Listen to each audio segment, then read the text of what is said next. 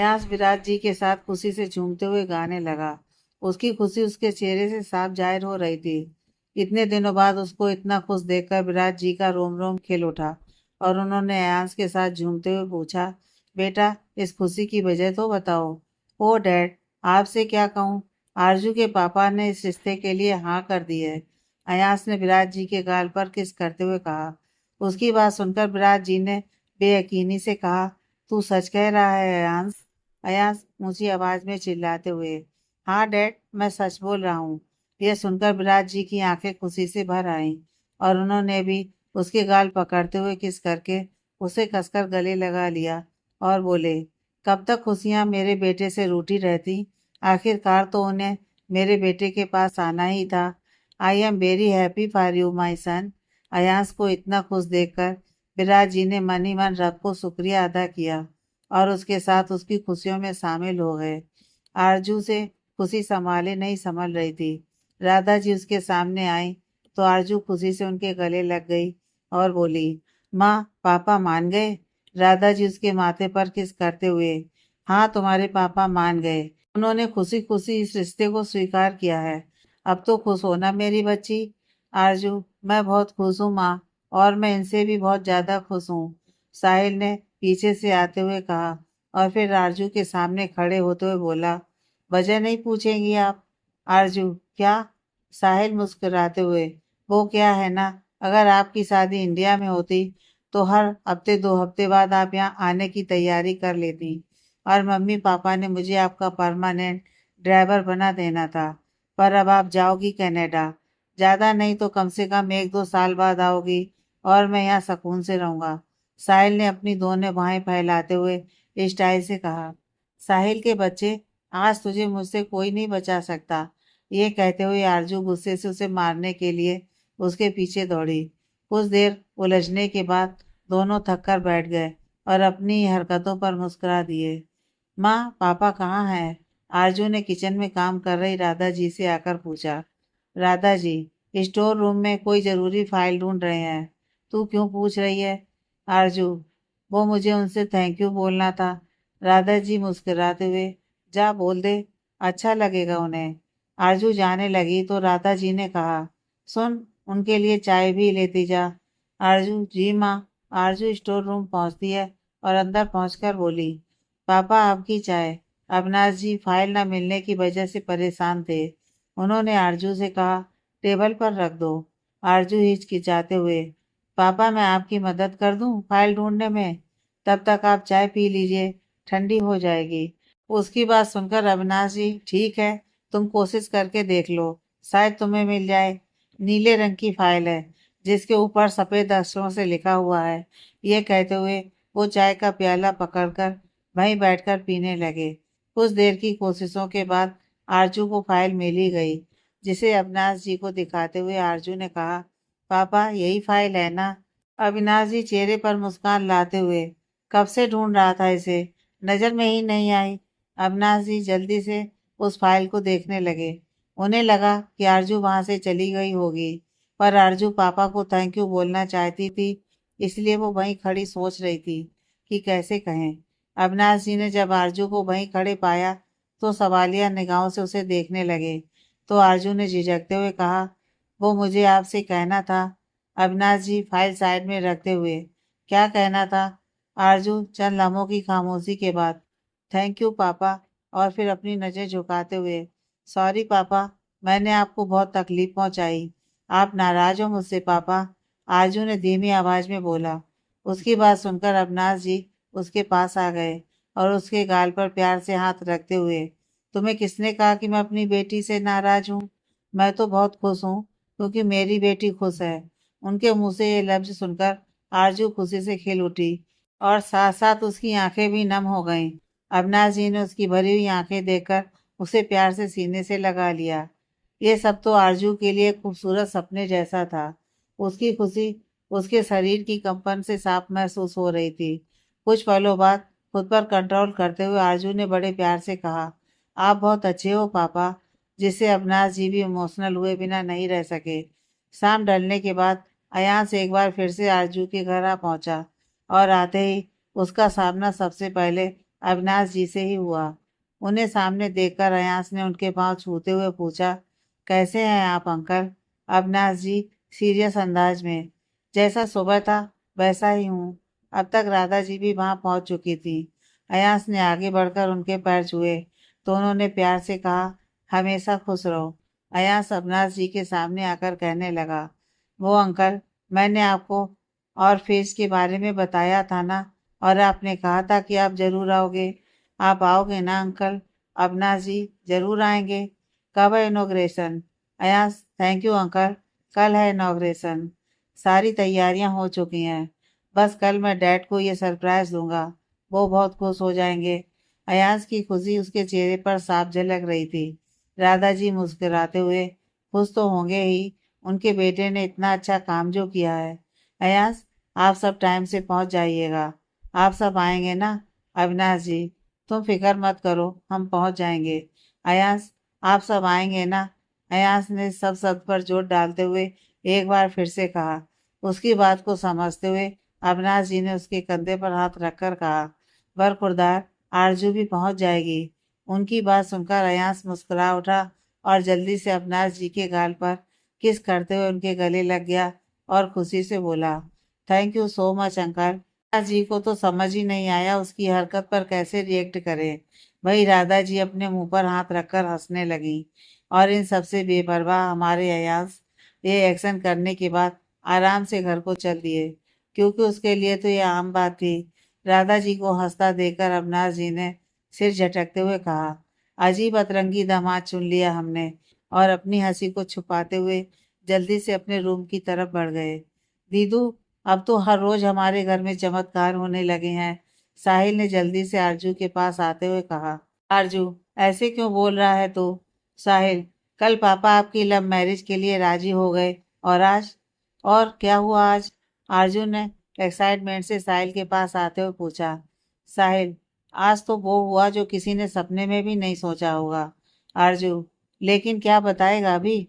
साहिल, आज आपके would be husband ने क्या किया अयांश ने? आरजू ने जल्दी से पूछा। साहिल, गले लगने तक तो ठीक था, पर आज अयांश ने पापा को किस कर दिया। यह सुनकर आरजू का मुंह खुला का खुला रह गया और अगले ही पल इस सीन की इमेजिन करके उसकी हंसी बेतहाशा छूट गई, जिसे देखकर साहिल ने मन ही मन कहा, आई विश आप हमेशा ऐसे ही हंसती रहे।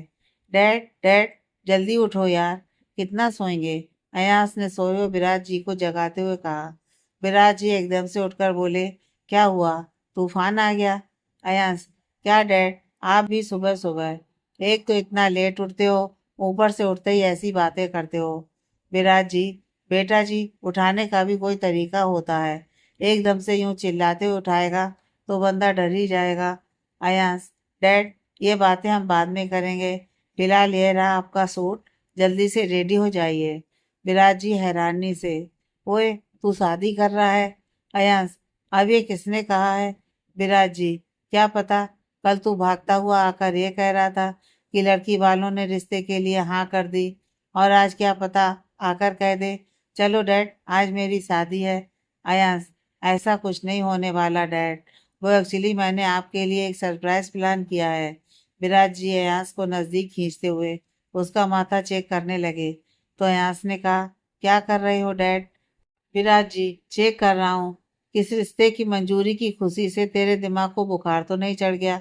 अयांश, डैड कुछ भी बोले जा रहे हो, पहले खुद का चेकअप कीजिए। विराज जी उसके सिर पर चपत लगाते हुए, ओए डफर, शादी होने वाली है तेरी, तुझे तो तेरी आरजू के लिए सरप्राइज प्लान करने चाहिए, और तू अपने बाप के लिए सरप्राइज प्लान कर रहा है। दिमाग कहाँ है तेरा? अयांश, डैड, मेरा दिमाग बिल्कुल ठीक है, अगर आप जल्दी रेडी नहीं हुए ना तो जरूर खराब हो जाएगा। विराज जी, लेकिन कुछ तो बता। अयांश गुस्से से, डैड, आपको सरप्राइज का मतलब पता है? विराज जी जल्दी से बाथरूम की तरफ बढ़ते हुए, जा रहा हूँ। मेरे बाप सभी ऑर्फेज अनाथ आश्रम पहुंच चुके थे, जहाँ सबके चेहरे पर खुशी और सुकून था, सिवाय विराज जी के। उनके दिमाग में तो हलचल जारी थी, क्योंकि अयांश ने गाड़ी से निकलते वक्त उनकी आंखों पर पट्टी बांध दी थी। अयांश ने उन्हें ऑर्फेज की दमक रही बिल्डिंग के बिल्कुल सामने लाकर खड़ा कर दिया और उनकी आंखों पर बंधी पट्टी हटा दी। विराज जी ने जैसे ही आंखें खोली, उनकी नज़र बिल्डिंग पर बड़े बड़े अक्षरों में लिखे ममता नाम पर गई, जिसे देखते ही उनकी आंखों में पानी भर आया। अयास ने साइड से हक करते हुए प्यार से कहा, यह है आपका और मम्मा का सपना। विराज जी ये देखकर बहुत इमोशनल हो गए। उनके मुंह से खुशी के मारे लफ्ज ही नहीं निकल रहे थे। बड़ी मुश्किल से उन्होंने अपने जज्बातों पर काबू करते हुए अयान से कहा, बेटा यह सब तूने कैसे? थैंक यू बेटा। अयांश, थैंक यू किस बात का डैड? जब से मैंने होश संभाला है, आप ही मेरे डैड और आप ही मेरी मम्मा। आपने मेरी खुशी के लिए अपनी पूरी लाइफ बिना किसी साथी के अकेले ही गुजार दी, ताकि मेरी खुशियों के साथ समझौता ना हो जाए। तो क्या ये बेटा आपकी खुशी के लिए आपका एक सपना पूरा नहीं कर सकता? विराज जी ने अयास को कसकर गले लगाते हुए कहा, I am proud of you my son. फिर आसमान की तरफ देखते हुए कहने लगे, देख रही हो ममता, हमारा छोटा सा अयांश कितना समझदार हो गया है। इसने तुम्हारा नाम अमर कर दिया है। अब तुम हमेशा लोगों के दिलों में जिंदा रहोगी। ये सब देखकर वहां पर मौजूद सभी की आंखें नम हो गईं। चलिए डैड, अपने हाथों से इस शुभ जगह का मुहूर्त कीजिए। अयांश ने डैड को आगे ले जाते हुए कहा। सभी को दिल से इस ओपनिंग का इंतजार था। मैं चाहता हूँ कि इस ऑफिस की इनॉग्रेशन मेरे घर की लक्ष्मी मेरी बहू आरजू के हाथ से हो। ममता को भी इस बात से बहुत खुशी होगी। विराज जी ने पूरे दिल से यह बात कही। उनकी बात सुनकर सभी ने तालियां बजाईं और सभी की निगाहें आरजू की तरफ घूम गईं और सब उसके आगे आने का रास्ता देखने लगे। आरजू एकदम से घबरा गई, पर अयास ने आंखों ही आंखों में उसे रिलैक्स रहने का इशारा किया और अपना हाथ उसकी तरफ बढ़ा दिया। अविनाश जी की आंखों का इशारा पाकर आरजू ने अयास के हाथ थामकर आगे पहुंच गई और अपने हाथों से रिबन काट दिया। ऐसा करते ही तालियों की गूंज एक बार फिर चारों तरफ फैल गई और अयास की आंखें आंसुओं से छलक आईं, जिसे देखते हुए विराज जी ने उसे कसकर गले लगा लिया। शाम को अयास और उसके डैड आरजू के घर जाने के लिए तैयार हो रहे थे, क्योंकि अविनाश जी ने खुद उन्हें घर आने का न्योता दिया था। उन्होंने बताया था कि वो कोई जरूरी बात करना चाहते थे। अयास को अपने ख्यालों में उलझा देखकर विराज जी ने पूछा, ओए, तुझे क्या हुआ है अब? अयांश, डैड, ऐसी कौन सी जरूरी बात होगी जो यूं हमें बुलाया है? कहीं उन्हें मेरी किसी बात का बुरा तो नहीं लग गया? विराज जी, इतना क्यों घबरा रहा है बेटा? अब सब ठीक होगा। ठीक नहीं बल्कि अच्छा होगा। ये कहते हुए उन्होंने अयांश को गले लगा लिया। अयांश और विराज जी दोनों उनके घर पहुंचे तो उन्होंने तहे दिल से उनका स्वागत किया। चाय नाश्ता करने के बाद अविनाश जी ने विराज जी से कहा, भाई साहब, जब इस रिश्ते के लिए सबकी हामी है तो शुभ काम में देरी कैसी? हमें इनकी शादी के बारे में सोचना चाहिए। आपका क्या विचार है इस बारे में? शादी का नाम सुनते ही आरजू और अयास के चेहरे पर एक अलग सी नूर आ गया और लबों पर मुस्कुराहट। विराज जी, आपने तो मेरे दिल की बात कह दी। मैं भी तो यही चाहता हूँ। अविनाश जी, मुझे अंदाजा ही था कि आपको कोई एतराज नहीं होगा, इसलिए मैंने पंडित जी को बुलवा लिया है ताकि वो इनकी शादी का शुभ मुहूर्त निकाल सकें। लो, पंडित जी आ भी गए। राधा जी ने पंडित जी को आते देखकर कहा। पंडित जी ने दोनों की जन्म तारीख और नाम आदि देखते हुए कहा, नहीं जजमान, अगले 6 महीने शादी का कोई शुभ मुहूर्त नहीं है। यह सुनते ही अयांश का दिल तो गुस्सा गया, जिसका अंदाजा विराज जी को उसका चेहरा देखकर ही हो गया। अपने बेटे के बुझे चेहरे को देखकर विराज जी ने पंडित जी से कहा, इससे पहले कोई शुभ दिन तो होगा जिसमें हम अपने बच्चों की शादी करवा सकें। पंडित जी ने गणना करते हुए कहा, आज से 5 दिन बाद का एक शुभ मुहूर्त है जिसमें आप बच्चों का विवाह कर सकते हैं। अपना काम खत्म करने के बाद पंडित जी तो चले गए और सभी सोच विचार में डूब गए। विराज जी ने खामोशी तोड़ते हुए कहा, मुझे लगता है हमें 5 दिन बाद वाले मुहूर्त में शादी कर देनी चाहिए। आपका क्या विचार है राधा जी? यह तो बहुत कम समय है। इतने वक्त में हम सारी तैयारियां कैसे कर पाएंगे? विराज जी, भाभी जी, हम भी आपके साथ ही हैं। अगर सब मिलकर करेंगे तो सब हो जाएगा। अविनाश जी, ऐसे कैसे भाई साहब? आप तो लड़के वाले हैं, हम आपसे कैसे मदद ले सकते हैं? विराज जी, नहीं, यहाँ कोई लड़के वाला नहीं है, कोई लड़की वाला नहीं है। हम सब एक फैमिली बन चुके हैं और फैमिली में क्या तेरा क्या मेरा, सब अपना मिलकर है। अविनाश जी उनकी बात सुनकर अंदर से खुश हो गए और बोले, तो फिर ठीक है, अगर आप चाहते हैं कि शादी आज से 5 दिन बाद वाले मुहूर्त में हो तो ये तय रहा। शादी आज से 5 दिन बाद ही होगी। यह बात सुनकर विराट जी बहुत खुश हो गए और दोनों समधी आपस में गले मिल लिए। लेकिन राधा जी भाई इन्हीं सोचों विचारों में डूबी हुई थी कि 5 दिनों में यह सब होगा कैसे। राधा, इस खुशी के मौके पर सभी का मुंह मीठा करवाओगी? अविनाश जी ने कहते हुए उनके विचारों की तंद्रा तोड़ी। राधा जी उनकी आवाज सुनकर जल्दी से मिठाई ले आई और खुशी खुशी सबका मुंह मीठा करवाने लगी।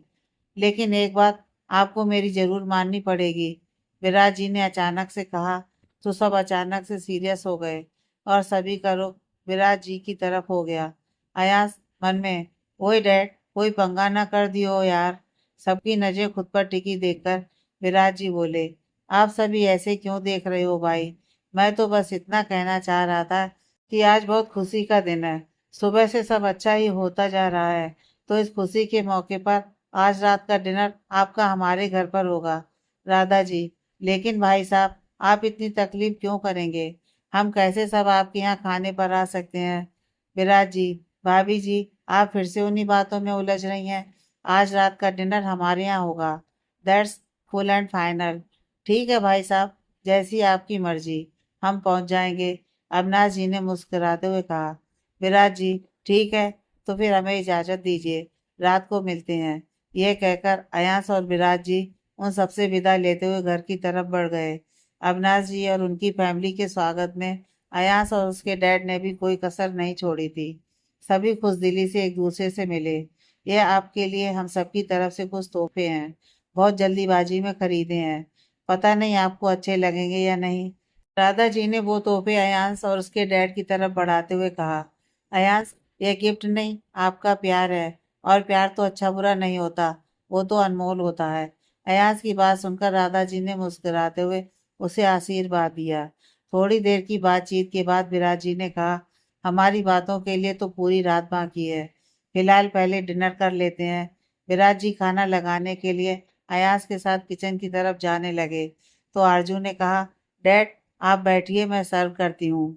आरजू के मुंह से अपने लिए डैड सुनकर विराट जी को बहुत खुशी हुई और उनकी आंखें नम हो गईं।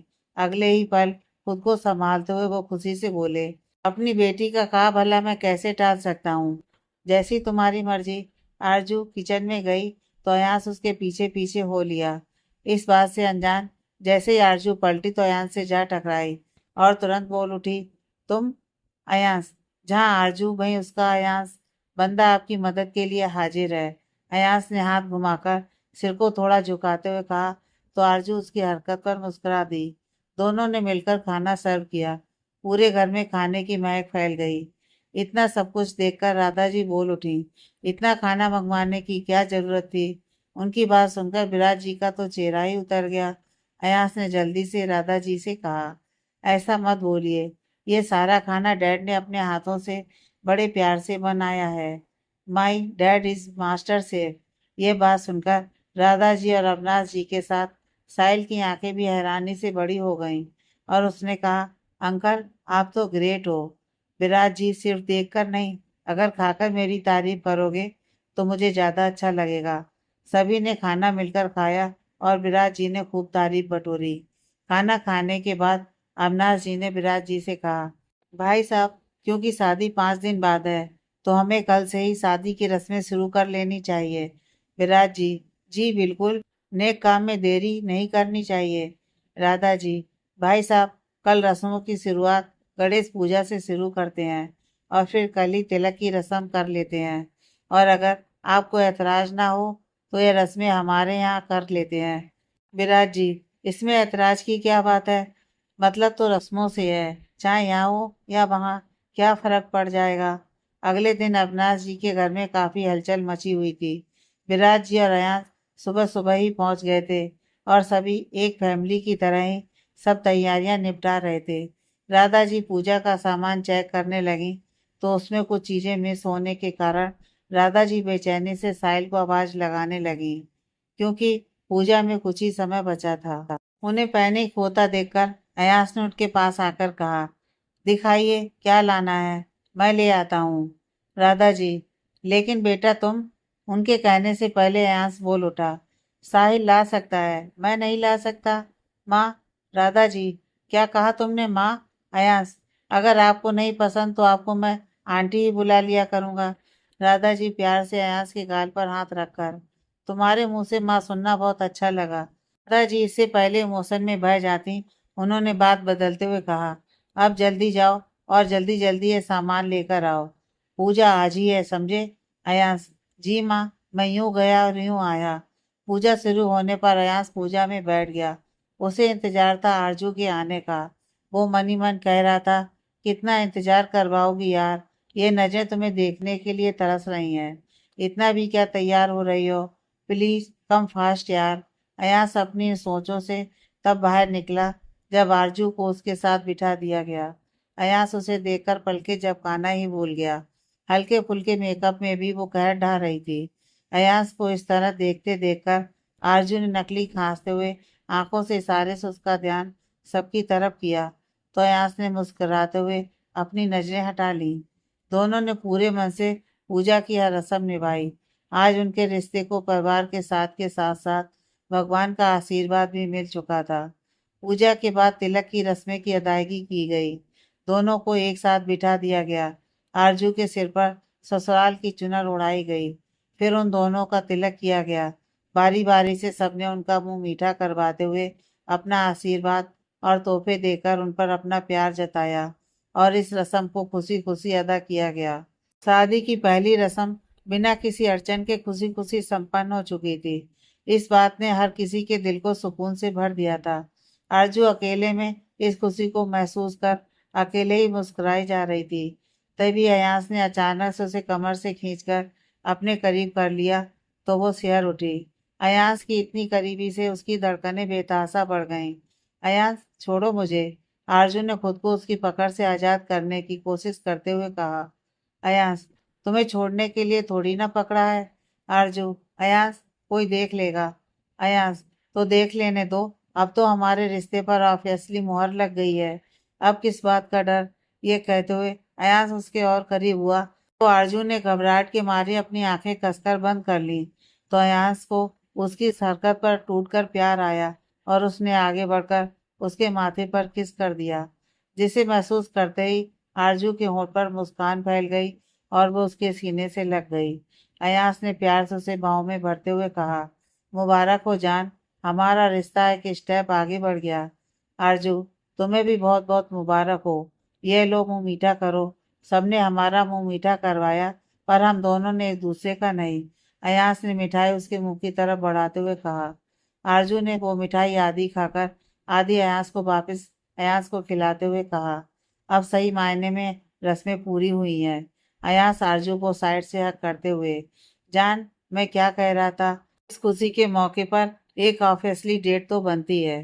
कैसा आइडिया है? आरजू, बहुत बुरा आइडिया है। अयास, क्यों? बुराई क्या है इसमें? आरजू, तुम्हें लगता है पापा इस बात के लिए मानेंगे? अयास, हद करती हो यार।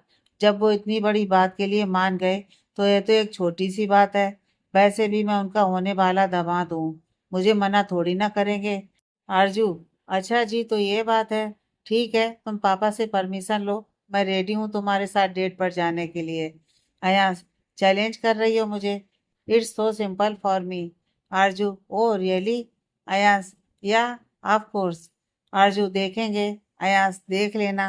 अयास ने अविनाश जी के पास जाकर पूरे कॉन्फिडेंस से कहा, अंकल मुझे आपसे कुछ पूछना था।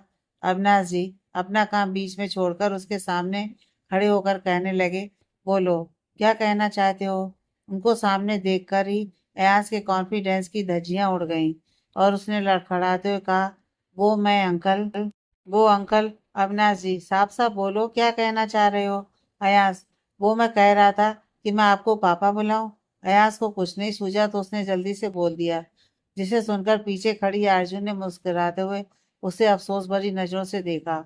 यह भी कोई पूछने की बात है, तुम जो चाहे बुला सकते हो। अविनाश जी ने कहते हुए फिर अपने काम की तरफ बढ़ने लगे। तो अयास फिर से एकदम पूरे कॉन्फिडेंस के साथ बोला, वो पापा, मैं आरजू को लेकर जाना चाहता हूँ। अविनाश जी, कहाँ ले जाना चाहते हो? अयास उनकी बात सुनकर एक बार फिर से सकपका गया और जल्दी से बोला, मंदिर। मंदिर ले जाना चाहता हूँ।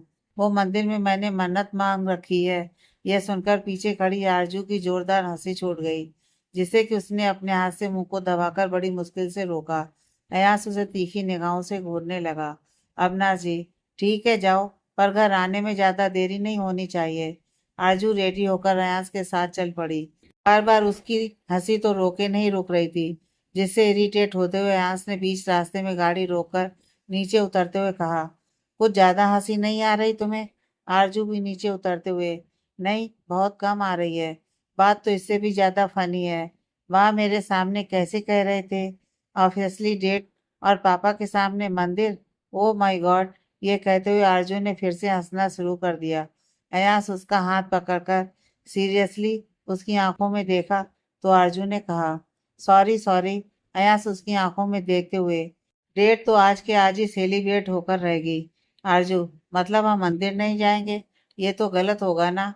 अयास, जब हम दोनों साथ हैं तो गलत की गुंजाइश ही नहीं है। सब होगा और बेस्ट होगा, तुम देखती जाओ। आरजू ने प्यार से उसका हाथ थाम लिया और बोली, आई नो, तुम कभी गलत होने ही नहीं दोगे। कितना आसान है ना किसी को बीच रास्ते में छोड़कर किसी और का हाथ थाम लेना। किसी की आवाज पर दोनों ने पलट कर देखा तो आरजू ने कसकर अयास का हाथ पकड़ लिया, जिसे देखकर अयास ने आरजू से कहा, तुम पहचानती हो इसे? आरजू ने हाँ में सिर हिलाया और धीमी आवाज में कहा, सार्थक। सार्थक, क्या हुआ? तुम मुझे देखकर इतना शॉक्ड क्यों हो गई? तुमने सोचा होगा कि सार्थक से तो पल्ला झाड़ लिया, अब उससे तो मुलाकात होने से रही, पर अफसोस हमारी फिर से मुलाकात हो गई। ओह, तो ये वो कनाडा वाला जिसके लिए तुमने हमारा रिश्ता खत्म कर दिया? सार्थक ने अयास को ऊपर से नीचे तक देखते हुए कहा। आरजू, आई एम सॉरी सार्थक, तुम्हें हर्ट करने की इंटेंशन बिल्कुल नहीं थी मेरी।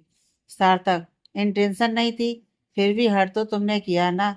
अब की बार अयास बोला, सॉरी, सिर्फ आरजू की वजह से नहीं, हम दोनों की वजह से तुम्हारी फीलिंग हर्ट हुई। सार्थक ने अयास की बात को अनसुना करते हुए आरजू से कहा, वैसे एक बात कहूँ, चॉइस अच्छी नहीं है तुम्हारी। इतने हैंडसम मुंडे को छोड़कर तुमने इसे चुना। सार्थक ने मुस्कुराते हुए अयास की तरफ देखते हुए कहा। आरजू गुस्से से, माना मुझसे गलती हुई है, पर तुम्हें कोई हक नहीं है अयास के बारे में कुछ भी कहने का। वाह भाई वाह, कितना गहरा प्यार है तुम दोनों का। एक दूसरे के बारे में एक भी बात सुन ही नहीं पाते हो, है ना? सार्थक ने मुस्कुराकर ताली बजाते हुए कहा। अयास ने आगे बढ़कर प्यार से सार्थक को समझाते हुए कहा, मैं तुम्हारी सिचुएशन समझ सकता हूँ। आई नो, तुम्हें बहुत बुरा लग रहा है। इससे पहले अयास कुछ और कहता, सार्थक ने हंसते हुए बोला, नो नो, मुझे कोई बुरा नहीं लग रहा, बल्कि मुझे तो बहुत खुशी हुई इस बात से। आरजू और अयास उसकी बात सुनकर हैरान होकर उसे देखने लगे। तो सार्थक ने कहा, ऐसे क्यों देख रहे हो यार? आई am very happy for you. दो प्यार करने वालों को हमेशा एक साथ ही होना चाहिए। आरजू, मतलब तुम्हें सचमुच कोई शिकायत नहीं है? सार्थक, शिकायत बिल्कुल नहीं।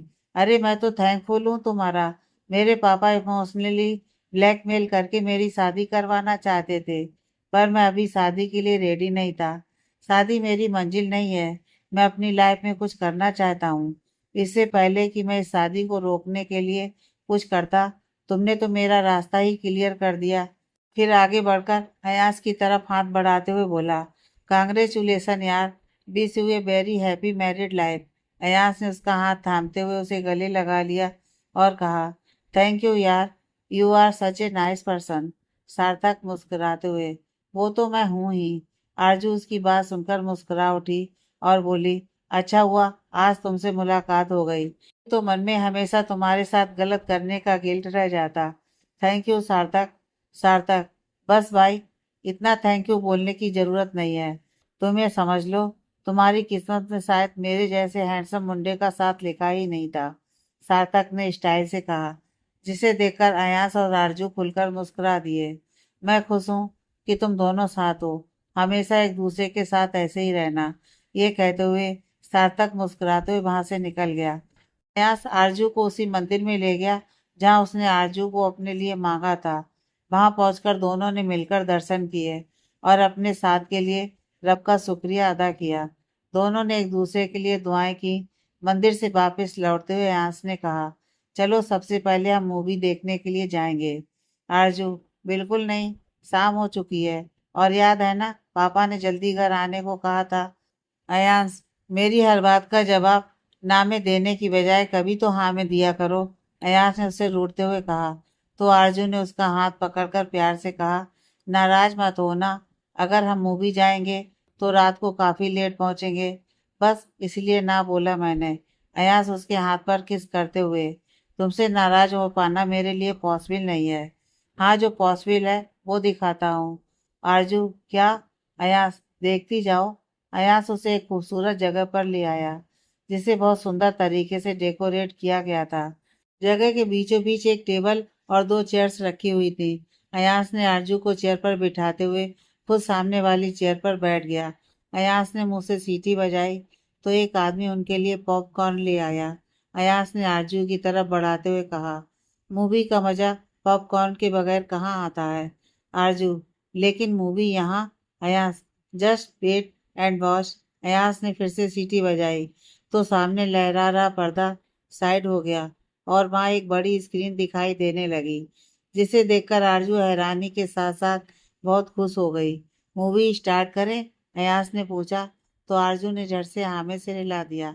अयास के एक इशारे पर स्क्रीन पर वीडियो शुरू हो गई, जिसमें उसके आरजू के साथ बिताए कितने ही हसीन पल कैद किए हुए थे। कुछ सीन्स में आरजू को हंसते हुए बातें करते हुए रिकॉर्ड किया गया था। आरजू को तो खबर भी नहीं थी कि ऐसा अयास ने कब किया। यह देखते हुए आरजू को सोने के साथ साथ बहुत इमोशनल हो गई। अयास ने अपनी चेयर से खड़े होकर उसकी चेयर के सामने आकर पूछा, कैसी लगी ये मूवी? आरजू इमोशनल होते हुए जल्दी से खड़े होकर उसके गले लग गई और बोली, ये दुनिया की सबसे बेस्ट मूवी है अयास, और तुम सबसे बेस्ट हो। अयास ने प्यार से उसके गाल पर किस करते हुए कहा तो आरजू ने नजरें झुका ली और उसका हाथ पकड़ते हुए कहा, अब तो मूवी देख ली, अब तो घर चल सकते हैं ना?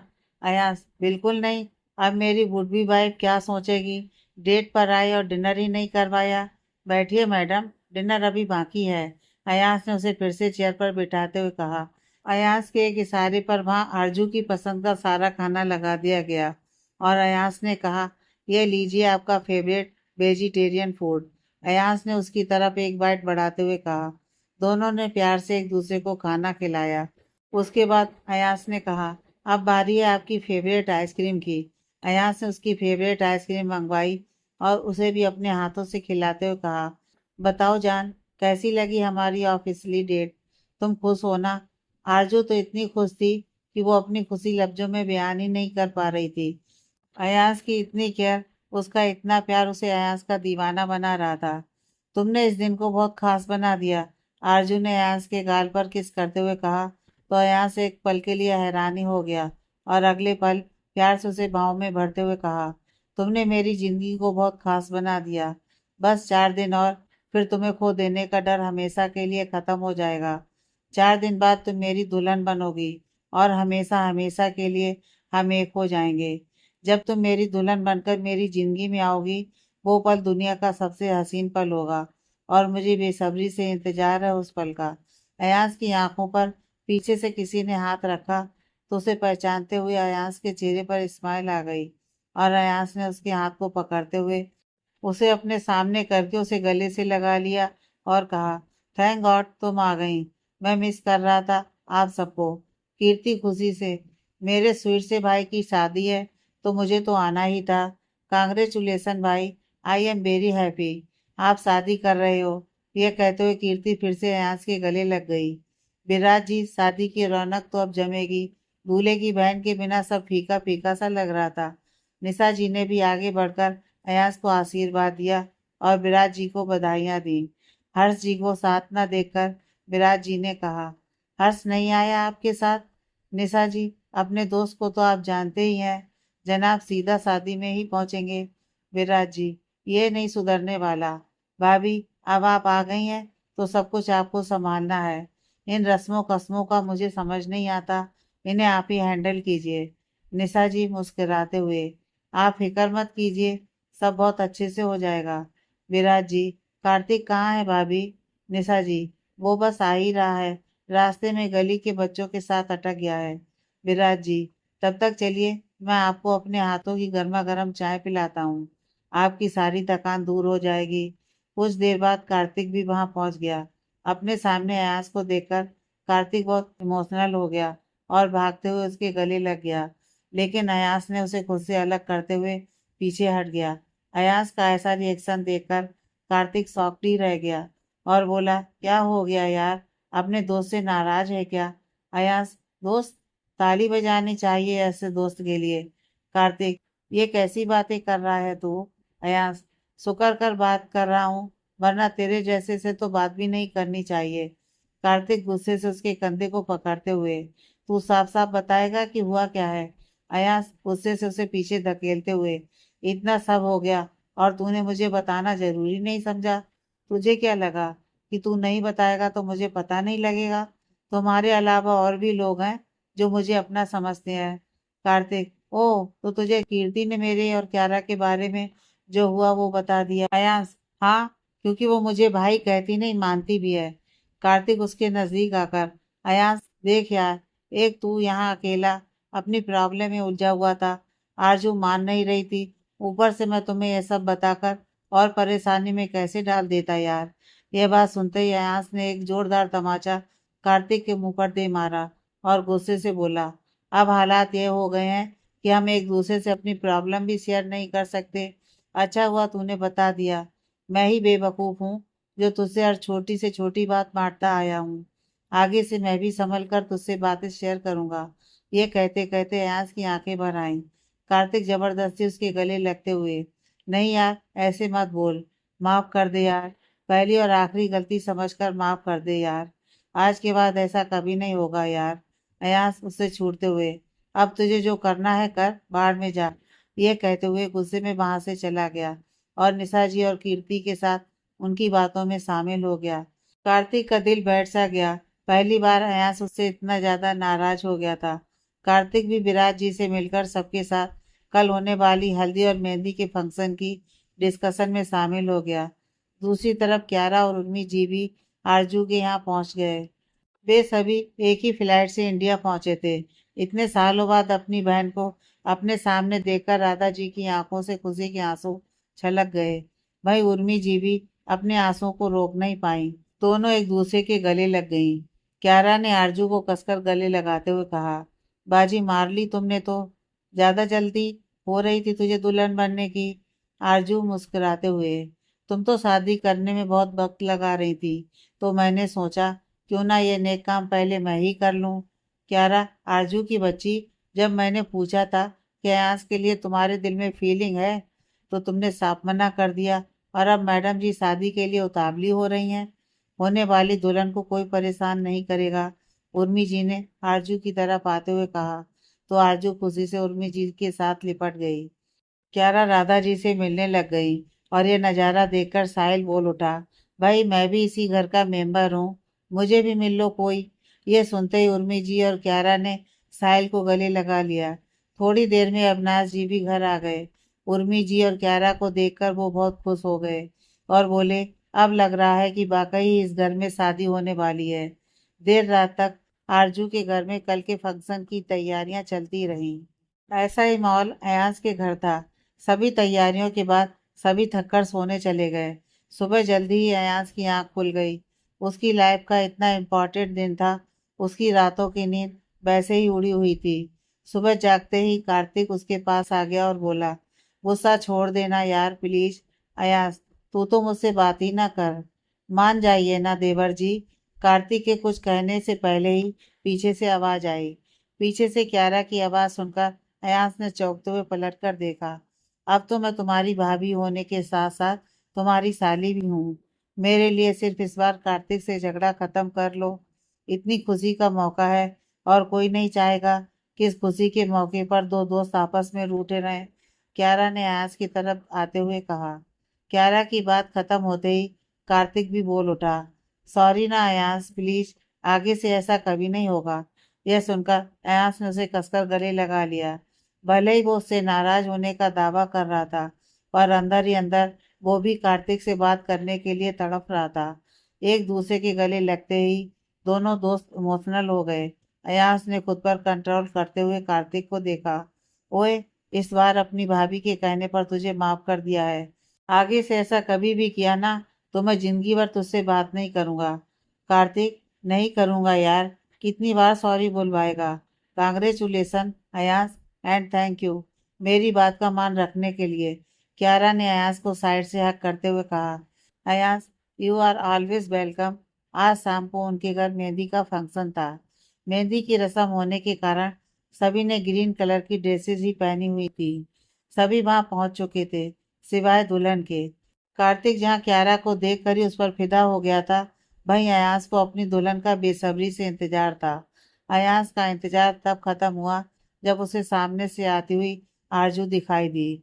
उसे देखकर उसकी सांस थमसी गई थी और उसने सीने पर हाथ रखते हुए कहा।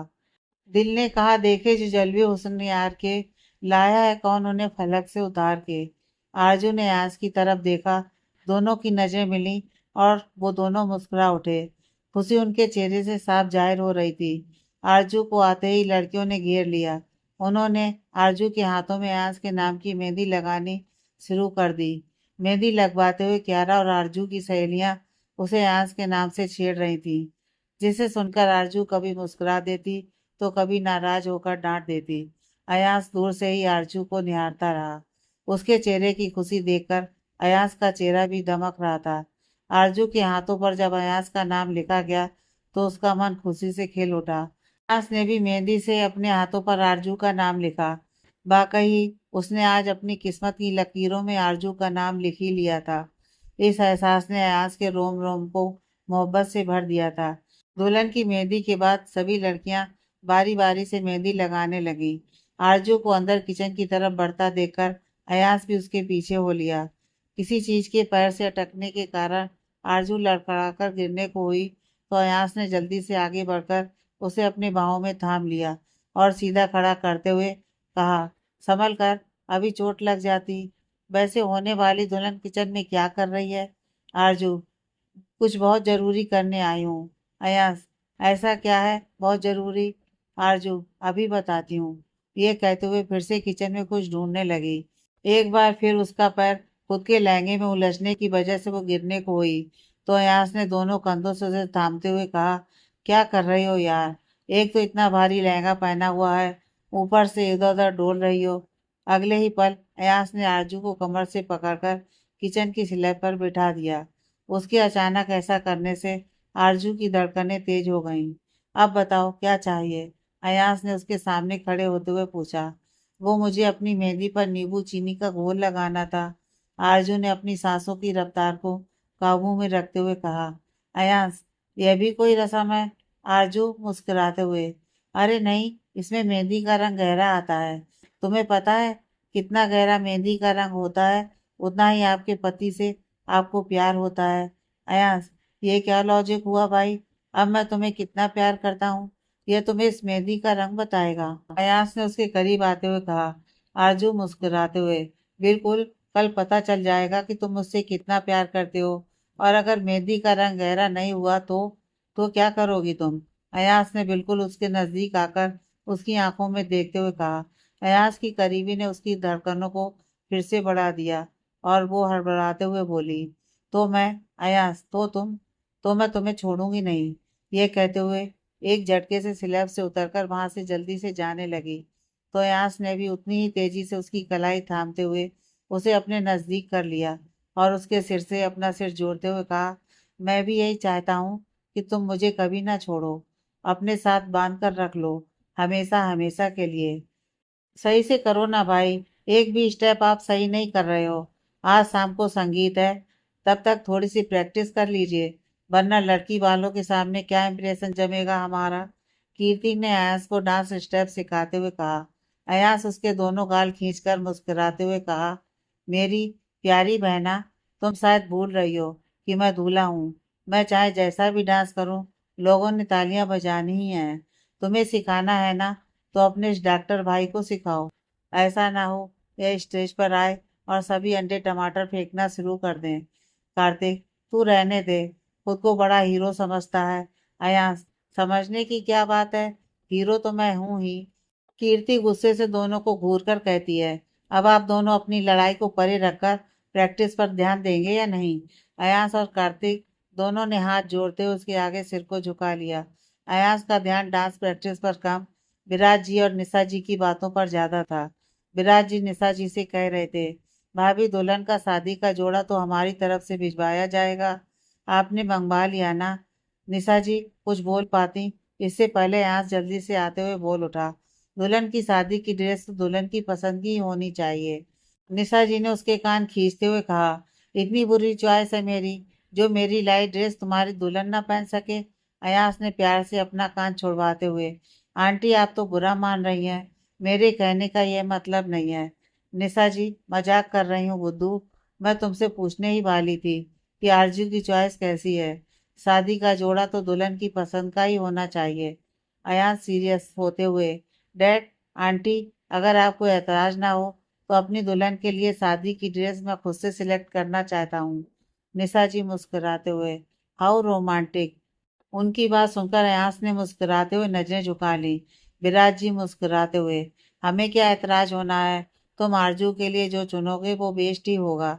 अयास खुशी से, thank you dad, thank you aunty, ये कहते हुए जल्दी से वहां से निकल गया। निशा जी और विराज जी उसकी हरकत पर मुस्कुरा दिए। अयास का नाम अपने फोन स्क्रीन पर फ्लैश होते हुए देख आरजू का चेहरा खिल उठा और उसने सबसे नजरें बचाते हुए एक साइड पर जाते हुए फोन को पिक कर लिया। अयांश, क्या कर रही है मेरी प्यारी सी दुल्हन? आरजू, कुछ नहीं, कोई कुछ करने ही नहीं दे रहा। और तुम क्या कर रहे हो? अयांश, तुम्हें बहुत सारा मिस कर रहा हूँ। आरजू, अच्छा, वो क्यों? अब तो हमारी हर रोज मुलाकातें होती हैं। अयांश, मुलाकातें होती हैं जान, पर बातें तो नहीं हो पाती। पता है मेरे दिल में कितनी बातें हैं जो मैं तुमसे कहना चाहता हूँ, पर मौका ही नहीं मिलता। आरजू, बस आज का ही दिन तो है, कल तो हमारी शादी हो जाएगी, फिर तुम्हें जो भी कहना है आराम से कह लेना। अयांश, वाकई आने वाला कल तो मेरी लाइफ का सबसे हसीन दिन होने वाला है। आरजू उसकी बात सुनकर मुस्कुरा उठी और बोली, अब मैं फोन काट रही हूँ, सभी मेरा इंतजार कर रहे होंगे। अयांश, अरे रुको, जो बात पूछने के लिए तुम्हें फोन किया था वो बात तो पूछी ही नहीं। आरजू, कैसी बात? अयांश, एक्चुअली मैं पूछना चाह रहा था कि मेरी दुल्हन शादी का जोड़ा कैसा चाहती है। आई मीन टू से, हर लड़की की शादी को लेकर कई अरमान होते हैं और मैं चाहता हूँ कि मेरी दुल्हन का हर एक अरमान पूरा हो। आरजू, ठीक है, तो फिर मैं अपने अरमानों की एक लिस्ट बनाकर भिजवा देती हूँ, तुम पूरा कर देना। अयांश, जरूर भेजो, मुझे खुशी होगी अगर मैं तुम्हारी खुशी की वजह बन पाऊँ, पर उससे पहले शादी की ड्रेस के बारे में मुझे अभी बताओ। आरजू, तुम सिलेक्ट करोगे मेरे लिए ड्रेस? अयांश, बिल्कुल, मेरी दुल्हन का शादी का जोड़ा तो मैं ही सिलेक्ट करूंगा। हाँ, तुम्हें अपनी चॉइस बताने का पूरा पूरा मौका दे रहा हूँ, बताओ क्या चाहती हो? आरजू, जैसा मैं चाहूंगी वैसा ले आओगे। अयांश, तुम्हें शक है इस बात पर? अरे तुम हुक्म करके तो देखो। आरजू ने मुस्कुराते हुए, ठीक है, मुझे वैसी ड्रेस चाहिए जो कैटरीना कैफ ने अपनी शादी में पहनी थी। अयांश, तो फिर ठीक है, आज शाम संगीत तक वो ड्रेस तुम्हारे पास होगी। अयांश को सीरियस देखकर आरजू ने कहा, ओए अयांश, मजाक कर रही हूँ यार, सीरियसली मत लेना। तुम जो भी ड्रेस सिलेक्ट करोगे ना वो ही मेरे लिए सबसे खास होगी, तुम्हारे अलावा इस दिल को कोई और ख्वाहिश नहीं है। अयांश, लेकिन मैं चाहता हूँ कि मेरी आरजू मुझे हर रोज फरमाइशें करे और मैं उन्हें प्यार से पूरा करूँ। तुम रूठो तो मैं मनाऊं, तुम बातें करो तो मैं तुम्हें सुनता जाऊं। आरजू, बस एक दिन और ऐश कर लो, शादी के बाद तुम्हें यही सब मिलने वाला है। उसकी बात सुनकर अयांश मुस्कुरा दिया। उसकी खामोशी देखकर आरजू ने उसे छेड़ते हुए कहा, क्या हुआ, शादी के फैसले को तो नहीं बदलने वाले? अयांश, ऐसा तो ख्याल भी मेरे मन में नहीं आ सकता, मैं तो बस इसी वक्त का बेसब्री से इंतजार कर रहा हूँ। आरजू, तुमसे बातों में मैं नहीं जीत सकती। अच्छा फोन रखो, अब शाम को मिलना भी है, बाय। अयांश प्यार से बाय ये कहकर मुस्कुराते हुए फोन काट दिया और कहने लगा, ये सिर्फ बातें नहीं हैं, ये मेरे छोटे छोटे ख्वाब हैं जो मैंने तुम्हारे साथ संजोए हैं। चल अयांश, आज पहली बार तेरी दुल्हन ने तेरे आगे कोई फरमाइश रखी है, इसे तो हर हाल में पूरा करना पड़ेगा। आगे की कहानी नेक्स्ट पार्ट में।